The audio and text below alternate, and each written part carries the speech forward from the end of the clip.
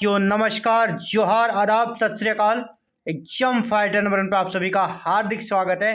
Bad news है साथियों, बुरी खबर है। जी हाँ, बुरी खबर ये है कि बिहार असिस्टेंट प्रोफेसर वैकेंसी का इंटरव्यू स्टार्ट तो हो गया है, लेकिन यहाँ पर बहुत बड़े पैमाने पर फिर से धांधली नजर आ रही है। बिहार विश्वविद्यालय सेवा आयोग ने फिर से धोखा देने का काम किया साथियों, क्योंकि इंटरव्यू शुरू हो गया है, लेकिन अधिकतर बच्चों का जो कि डिजर्व करते थे इंटरव्यू देने के लिए, उनके एडमिट कार्ड पे क्या आ रहा है, अवेटिंग स्क्रीनिंग।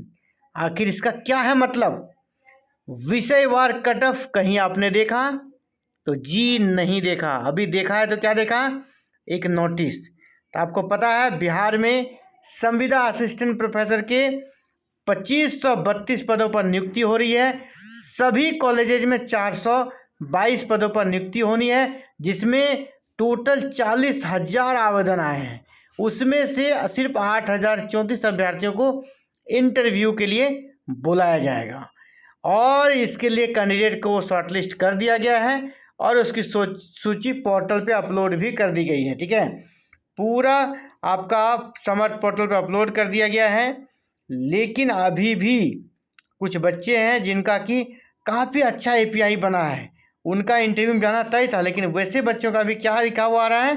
तो अभी हमने आपको पहले बताया आ रहा क्या, अवेटिंग स्क्रीनिंग। आखिर इसका क्या है मतलब? क्या उसे मौका मिलेगा इंटरव्यू के लिए? क्या वो इंटरव्यू जिम में जाएंगे, बाद में मौका मिल सकता है क्या? इसी मैटर पे बात करेंगे। तो देखिए, Bihar state university service commission Patna का ऑफिशियल नोटिस है, यहाँ पे जारी किया गया, आज ही का नोटिस है। क्या लिख रहे हैं उसको समझिए। Candidate shortlisted for interview have already received their interview letter through the portal. कहा जा रहा है जो शॉर्टलिस्ट हुए हैं उनको लेटर रिसीव हो गया है। कहाँ पर? पोर्टल के माध्यम से। इसके बाद कह रहे हैं candidate whose profile display the status awaiting screening. जिनका स्टेटस अभी एडमिट कार्ड की जगह क्या लिख रहा है, awaiting screening, and who have not receive the interview letter, जिसको इंटरव्यू लेटर नहीं मिल रहा है, have academic score below the prescribe cut off marks and therefore are not shortlisted for the interview. यानी साफ साफ कह रहा है जिसका अवेटिंग स्क्रीनिंग है। कुछ बच्चे कॉल कर रहे थे मुझे कि सर लगता है कि मैं वेटिंग लिस्ट में हूँ, मुझे मौका मिलेगा। तो मैं आपको स्पष्ट कर देता हूँ, यहाँ पर साफ साफ लिख दिया है कि are not shortlisted for the interview. आप इंटरव्यू के लिए शॉर्ट लिस्टेड नहीं हैं। ठीक है, आप इंटरव्यू के लिए शॉर्ट लिस्टेड हैं ही नहीं, तो आपको इंटरव्यू देने का मौका कहाँ से मिलेगा? पहली बात। दूसरी बात, यहाँ पे आप देखिए क्या कह रहा है कि इसका मतलब यही है कि आपका अगर अवेटिंग स्क्रीनिंग है, अवेटिंग स्क्रीनिंग लिखा है, तो इसका मतलब यहाँ पर यह बताया जा रहा है, इसका मतलब यही है कि आपका जो एकेडमिक स्कोर है below the prescribe cut off marks. तो कट ऑफ मार्क्स आपने जारी कब किया? जो लोग जानेगा कि हमारा कट ऑफ मार्क्स कम है, तो ये तो बहुत गलत है। फिर तो वही धांधली शुरू हो गई जिसके चलते BSUSC बदनाम है।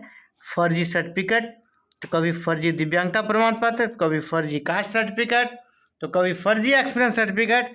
इन सब के माध्यम से जो नौकरी देने का काम किया है पिछली वैकेंसी में, वही सेम यहाँ पर भी आप दोहरा रहे हैं।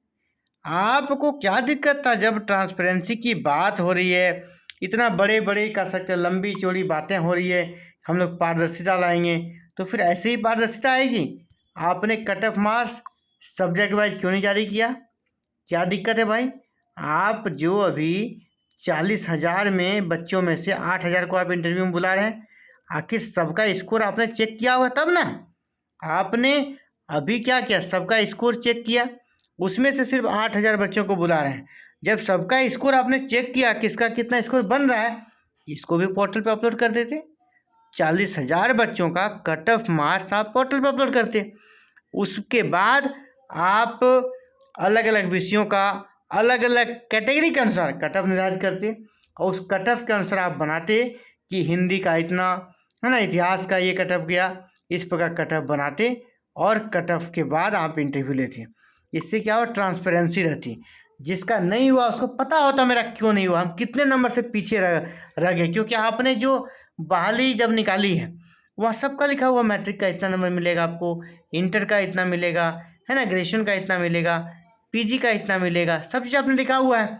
उस लिखा हुआ के आधार पर सबने अपना अपना जोड़ रखा है, ठीक है। अगर उससे कम होता या ज़्यादा होता तो लोग क्या करते, उसके लिए आपसे आपत्ति दर्ज कराते, क्लेम दर्ज कराते, लेकिन आपने कुछ मौका ही नहीं दिया। अभी आपको चाहिए कि जितने यहाँ पर 40,000 बच्चों ने आवेदन किया है, सबका एकेडमिक स्कोर आप जारी कीजिए, चाहे उसका 10 ही क्यों नहीं बन रहा हो, API स्कोर सबका जारी कीजिए, सबका, जितने अप्लीकेंट है सबका, चाहे कितना ही उसका कम बने। इसके बाद आप कटअप बनाइए और लिखिए कि इस विषय का कटअप इतना गया, उस विषय ही नहीं, मान लीजिए हिस्ट्री है तो हिस्ट्री में आपको ये बताना होगा इंटरव्यू के पहले, इंटरव्यू में जाने के लिए कटअप कितना गया, UR के लिए कितना गया है कटअप, ठीक है, OBC के लिए कितना गया, ST के लिए कितना गया, SC के लिए कितना गया, ये सारा आपको लिखना पड़ेगा, ये सारा आपको लिखना पड़ेगा कि इतना कटअप गया। तभी लोग समझ पाएंगे और कह सकते अनुभव कर पाएंगे कि नहीं, आयोग में बदलाव हुआ है, BSSU अब नए तरीके से काम करिए। यहाँ तो बिल्कुल बड़े स्तर पे घपला नज़र आ रहा है, क्योंकि आप लिख देना वेटिंग स्क्रीनिंग, जबकि हमारे परिचय में ही ऐसे बच्चों का कॉल आया जिसका, जो कि डिजर्व करता है, काफ़ी अच्छा API, मैं नाम नहीं बता सकता, लेकिन उसका API उनका GRF है, समझिए GRF है, PhD भी है और फर्स्ट क्लास है, 70% के आसपास नंबर उसका मैट्रिक से लेकर PG तक में है। तो वो इंटरव्यू तक के लिए नहीं पहुंच पाएगा, ये इम्पॉसिबल है, तो वो इंटरव्यू के लिए नहीं पहुंचा है। ऐसे ही और भी हैं, तो आखिर इसका क्या मतलब है। और निश्चित रूप से अगर आप सही रहते तो आप क्या करते, कट ऑफ मार्क्स जारी करते हैं। जितनी भी अच्छी संस्थाएं हैं वो पहले कट ऑफ मार्क्स जारी करती हैं, ठीक है, विषयवार cut off marks, category wise cut off marks वो जारी होना चाहिए था, और उसके बाद लोग सेटिस्फाइड होंगे, मेरा हुआ तो क्यों नहीं हुआ, कट ऑफ मार्क्स जारी रहता तो यहाँ पर हम बस इतना ही कहना चाहेंगे कि ये वैकेंसी फिर से उसी प्रकार से संपन्न होगी जिस प्रकार BSSU पहले करते आ रही है।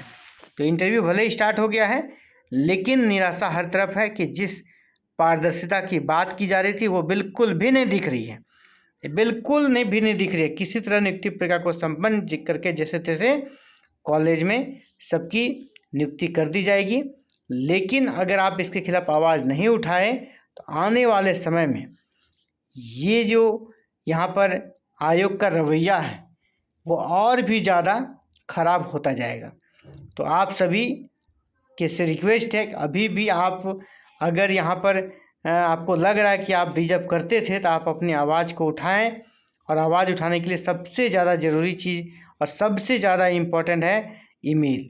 आयोग का जो ईमेल गया था, ऑफिशियल ईमेल, जहाँ पर हमने आपको ईमेल करने कहा था और आपने ईमेल किया था, और यहाँ पे फॉर्म रीओपन हुआ था, है ना, एडिट करने का ऑप्शन दिया था। तो आयोग को आप ईमेल कीजिए कि मेरा कट ऑफ मार्क्स इतना है सर, फिर भी मेरा नहीं हुआ, आप ये दिखाइए, ठीक है, मेल कीजिए। आपको जो भी समस्याएं हैं उन सभी को मेल कीजिए, दोस्तों से मेल कराइए। इसकी संख्या अगर हज़ारों में पहुंचती है तो निश्चय ही आयोग अपने निर्णय को बदलने के लिए मजबूर होगा, और इस बहाली में और पारदर्शिता, ट्रांसपेरेंसी आएगी। तो फिलहाल साथियों इस वीडियो में इतना ही। अगर आपका गोल हायर एजुकेशन है, उस शिक्षा में जाकर असिस्टेंट प्रोफेसर बनना चाहते हैं, ये चैनल आपके लिए है। चैनल को सब्सक्राइब कर लीजिए, बेल आइकन को प्रेस करके ऑल बटन को जरूर क्लिक कर लीजिएगा ताकि आगे की अपडेट आपको मिल सके। तो फिलहाल इस वीडियो में इतना ही। Thank you. जय हिंद, जय भारत, जय बिहार।